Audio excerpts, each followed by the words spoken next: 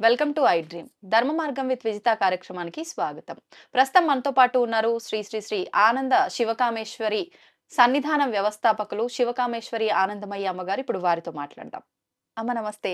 శ్రీమాత్రే నమః తల్లి. అమ్మ, ఈ ఆడవారి నెలసరి విషయానికి వచ్చేసరికి రకరకాల విమర్శలు. అంటే వాళ్ళు పూజలకి, వ్రతాలకి ఇలాంటి వాటికి దూరంగా ఉండాలి అని అంటే ఓకే, ఉండొచ్చు అనే భావన.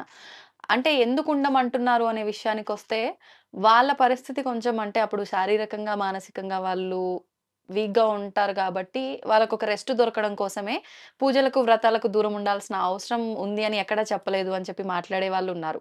లేదు, అలా ఉండాలి అని చెప్పేవాళ్ళు ఉన్నారు. కొన్ని కొన్ని సందర్భాల్లో ఏమవుతుందంటే, వీళ్ళు ఇలాంటి ఆ డేస్‌లో ఉన్నప్పుడు ఇంట్లో గూడా అసలు నిత్య దీపారాధన కూడా పనికిరాదు. అంటే మగవారు పూజ చేయొచ్చు అని ఇంట్లో పూజ చేయిస్తూ ఉంటారు వాళ్ళతో ఆ సమయంలో. కానీ వాళ్ళు గూడా చేయడానికి పనికిరాదు. ఎందుకంటే వీళ్ళు ఈ రకంగా ఉన్నారు కాబట్టి అని చెప్పి. అంటే ఎవరికి తోచింది వాళ్ళు మాట్లాడేస్తున్నారు. అసలేంటి వాస్తవం ఏంటమ్మా? తప్పకుండా తెలియజేసే ప్రయత్నం చేస్తానమ్మా. యా దేవీ సర్వభూతేషు శక్తి రూపేణ సంస్థిత శ్రీమాత్రే నమః. శ్రీ గురుభ్యో నమః. నెలసరి సమయంలో స్త్రీలకు బదులుగా పురుషులు దీపారాధన చేయవచ్చా? మన సాంప్రదాయాన్ని గౌరవించి అయితే దీపం లేని ఇంట భోజనము చేయరాదు. ఇందులో రెండు ఉన్నాయి. శివలింగం లేని ఇంట్లో కానీ, దీపము లేని ఇంట కానీ భోజనము చేయరాదు. శివలింగం కూడా శివుడు లేని ఇంట కానీ, దీపం లేని ఇంట కానీ భోజనం చేయరాదు అనేది ఒక నియమం ఉండేది.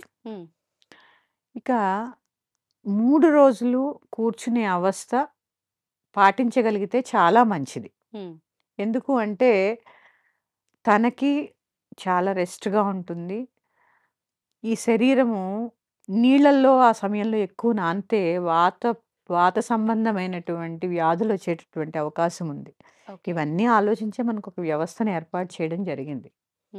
ఇక ఇప్పుడు ఉన్న పరిస్థితులను బట్టి కూర్చోలేనటువంటి పరిస్థితి కూడా ఉంది. అప్పుడు స్నానం చేసి అన్నీ ముట్టుకోకుండా, ప్రతీదీ వెళ్ళి ముట్టుకోకుండా, ఎందుకు అంటే నువ్వు ఒక క్లెన్సింగ్ ప్రాసెస్‌లో ఉన్నావు. ఈ క్లెన్సింగ్ ప్రాసెస్‌లో ఒక ఇంప్యూరిటీ, నీ శరీరంలో ఉండేటటువంటి చెడు వ్యర్థాలన్నీ కూడా బయటకు వెళ్ళిపోతూ ఉంటాయి కదా! అది చర్మగంధుల ద్వారా కూడా బయటకు వెళతాయి. సైంటిఫిక్ కదా ఇదంతా. ఇవి వెళ్ళినప్పుడు నువ్వు అన్నీ ముట్టుకుంటూ ఉంటే నీ ఇంప్యూరిటీ అంతా తగులుతూనే ఉంటుంది కదమ్మా. ఇక్కడ అది అసలు అది. అంతే తప్ప అంటరానితనం కాదు. ఈ ఇంప్యూరిటీని నువ్వు ఇల్లంతా కూడా వ్యాప్తి చేయకుండా చక్కగా ఎంత కావాలో అంత అవసరమైనటువంటి సామాన్లు తీసుకుని వంట చేసుకుని భుజించడం అనేది ప్రస్తుత పరిస్థితుల్లో అందరూ చేస్తున్నటువంటిది. కానీ ఒక సందర్భంలో ఏంటి అంటే, నెలసరి సమయంలో స్త్రీ వంట చేసి పెట్టి అది భుజించినప్పుడు ఆ భోజనం చేసిన తర్వాత దీపారాధన మాత్రం చేయకూడదు. చేయకూడదు. ఓకే. అప్పుడు పనికిరాదమ్మా. ఈ యజ్ఞోపవేతం ఉంటే అసలే పనికిరాదు. ఈ వీళ్ళు కూడా 3 రోజులు ఆవిడ వండిన ఆహారాన్ని భుజించినప్పుడు మళ్ళీ 4గో రోజు ఆవిడకి శుద్ధి అయిన తర్వాత 5వ రోజు వీళ్ళు కూడా యజ్ఞోపవేతం మార్చుకుని అప్పుడు పూజ చేసుకోవాలి తప్ప యజ్ఞోపవేతం ఉన్న వారికైతే పనికిరాదని నేను భావిస్తాను. ఎందుకంటే వాళ్ళు వండిన ఆహారాన్ని, ఎందుకంటే ఆ సమయంలో అక్కడ వాళ్ళు వండినది తినకూడదని కాదమ్మా, ఆ సమయంలో స్త్రీని బాధ పెట్టకూడదు. అందుకే ఆ సమయంలో వీరు వండిన భోజనం తింటే బ్రహ్మహత్యా పాతకం చుట్టుకుంటుంది అంటే అది స్త్రీ యొక్క తప్పు కాదు. స్త్రీ ఏదో పాపం చేస్తోందని కాదు. వాళ్ళకి ఆ సమయంలో రెస్ట్ ఇవ్వకుండా ఆ సమయంలో కూడా ఆహారం వండించి తింటున్నందుకు బ్రహ్మహత్యా పాతకం. ఇది గ్రహించవలసింది. మన శాస్త్రం చాలా సూక్ష్మమైనది. స్త్రీకి అడుగడుగునా విలువ ఇచ్చిందమ్మా. అందుకే ఏది మొదలుపెట్టినా ముందు ఏం చెప్పింది? మాతృదేవోభవ, తర్వాతే పితృదేవోభవ. అందుకే అమ్మ స్థానానికి అంత గొప్ప విలువనిచ్చినటువంటి ధర్మం నా హిందూ ధర్మం. ఇలా చూసుకుంటూ వెళితే ఒక్కొక్క దాంట్లో ఒక్కొక్క సూక్ష్మం.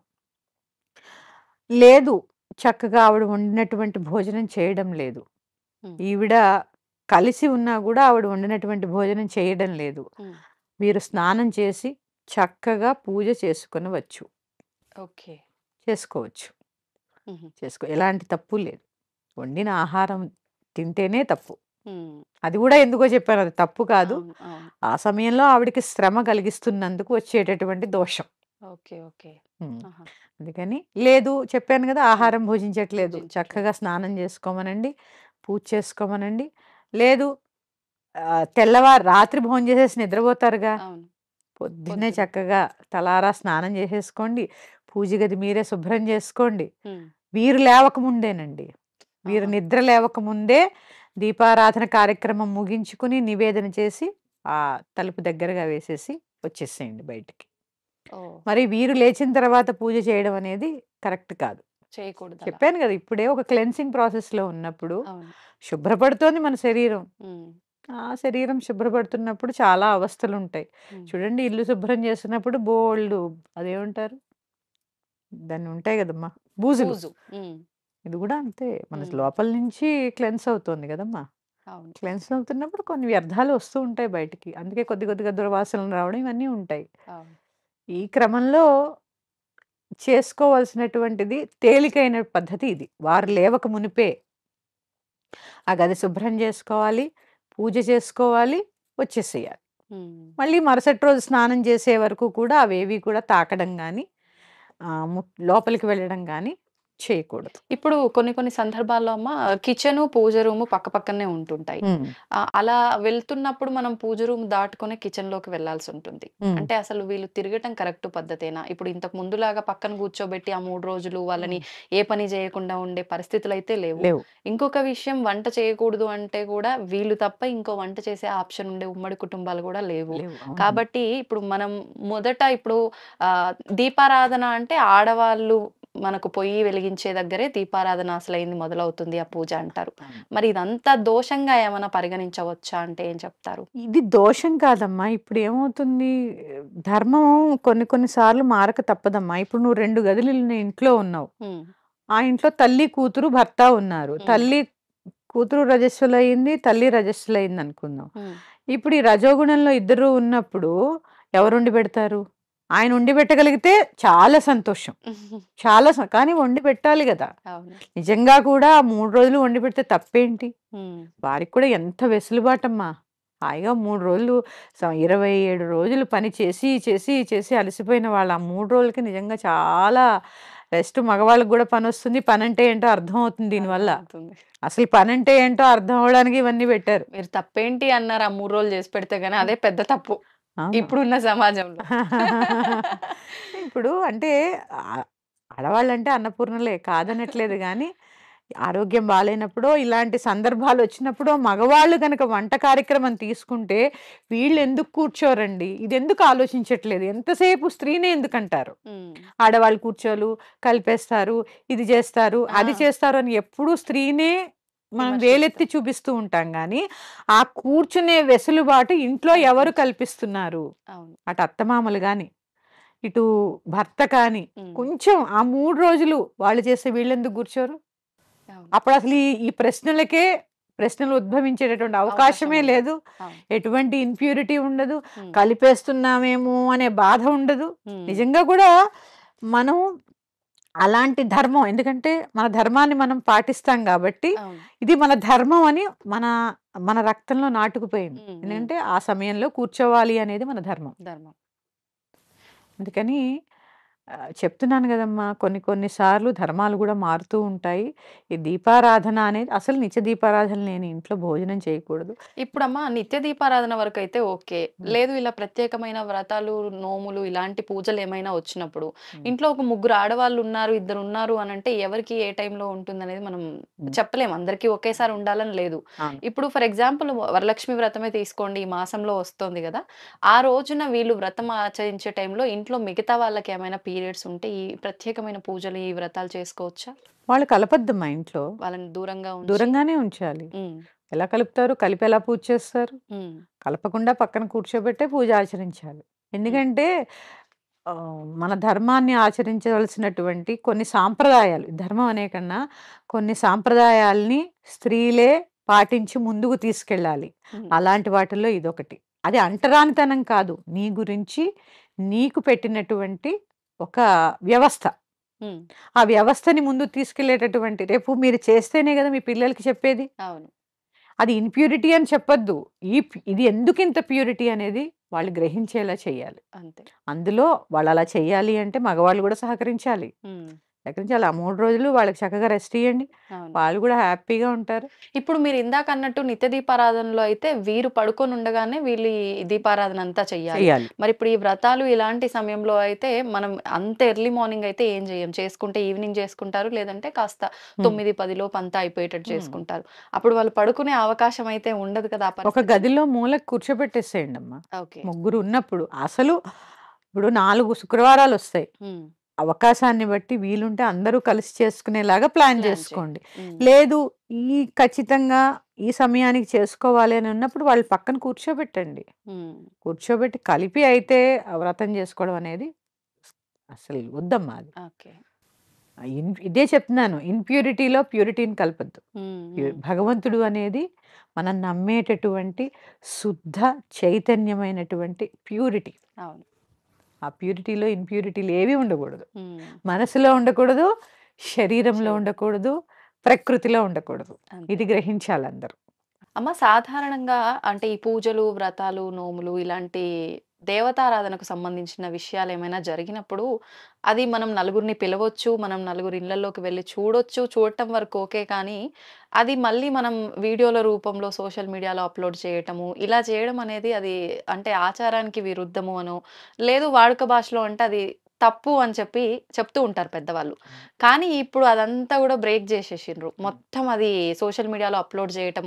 ఫస్ట్ పూజ మొదలవుతుంది అనంటే, మొదలవ్వడం దగ్గర నుంచి, ఆ ప్రసాదాలు వండే దగ్గర నుంచి, ఎవ్రీథింగ్ పూజ కంప్లీట్ అయ్యే వరకు గూడా, పూజ పైన ఎంత భక్తి పెడుతున్నారో లేదో తెలీదు గానీ, వీడియోలో దీన్ని బంధించాలి అనే ఆలోచన ఎక్కువగా కనిపిస్తూ ఉంది. అవును. ఈ విధానం అంతా అసలు కరెక్టే అంటారమ్మా? అలా చూపించొచ్చంటారా పబ్లిక్‌లో మనం చేసుకున్న విధానాన్నంతా గూడా?